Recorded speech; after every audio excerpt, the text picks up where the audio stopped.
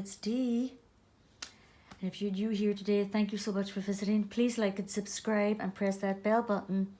And we've got the beautiful Quig of the Nursery, Ricky Rose. And she has her little Scarlet with her, which is one of my Charlie bears. And today is Portrait Tuesday or Story Tuesday. So today this is another little quick story that I had to do when I went back to school at 37 for my English teacher. And it's called Sisters. Okay. Linda and Joan are sisters. They would tell you they have a fairly close relationship, but to outside eyes looking in, they can appear almost to hate each other. The outside ears and eyes only seem to hear shouting and arguing constantly, not wanting to be in each other's company. When Joan enters the room, Linda becomes immediately irritated and boom, you're suddenly in the middle of a battlefield. What to do? Do you try to be the peacemaker or run for cover? The age difference between these two sisters is 5 years. The older girl, Linda, says the age gap is too long for them to actually go about together.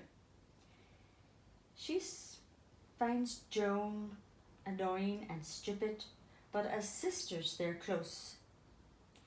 So I, as their mother, decide they need to get to know each other as people, and I plan a short holiday together, but it's going to be a family holiday.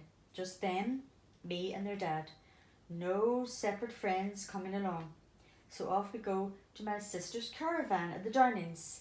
The setting is beautiful, the weather perfect, but already I hear the shouts as we enter the caravan. I send them outside to look around and tell them I'll do the unpacking.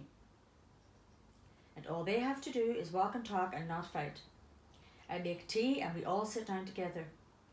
I have great trepidation, but suddenly I hear laughter.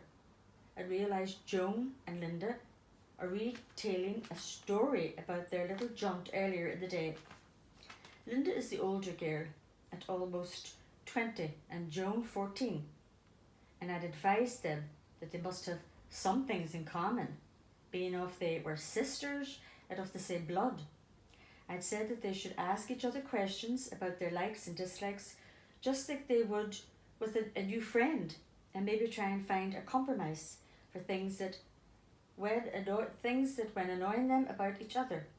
So at first they said it was all a bit of a laugh, but soon they did start to really enjoy themselves and were discovering a lot of things they really liked about each other.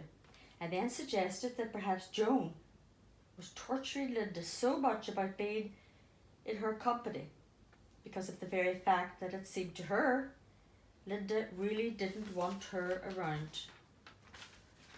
and didn't like her that much. So, which Linda promptly replied, "Of course I like her, she's my sister."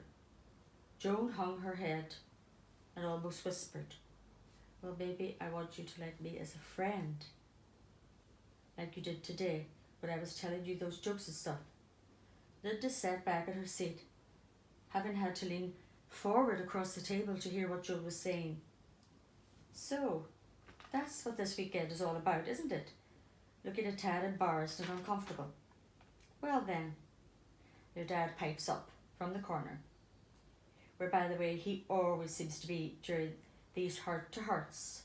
"Come on, girls, let me show you the card tricks. We're home now and I don't expect everything to be rosy perfect, but I can see improvements. So maybe in another 10 years or so." And that's it. Not the best, guys, but that was just a first draft. It was just a quick story we had to write there and then in the middle of the classroom. So yeah, boom.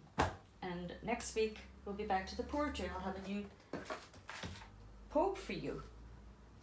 So I hope you enjoyed that, guys. And oh, I almost forgot. Julie's challenge for the country cottage is still going on for the whole month of November. So I've been doing shout outs every single day. And today's shout out is for Sally's Reborn Babies. CELYS. Yay! And I'll put that in the description. Okay, keep dancing.